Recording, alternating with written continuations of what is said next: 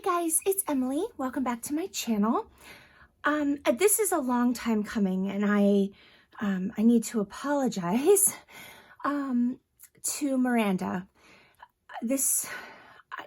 I am so sorry that it took me so long to get this lovely journal together. I don't have any excuses other than it's just been sort of a crazy year. Anyway, I have done some videos on this process, and I will link the playlist at the very end, so you can go and check those out if you want to. But I'm going to do a flip through, and I'm going to do it a little bit differently because, one, the dogs are home, and we're getting a lot of, deliveries and things, and they're barking almost nonstop. And I'm also going to do sort of a sped up version, and I'm going to put some music to it, and you can just kind of watch, and, it won't be a terribly long video or anything. Plus, I'm a bit sniffly, and I don't want to, I don't want to be sniffling through. So I'm going to go ahead and start the flip through, and I hope you're all having a fabulous day, and yeah, enjoy the Miranda journal.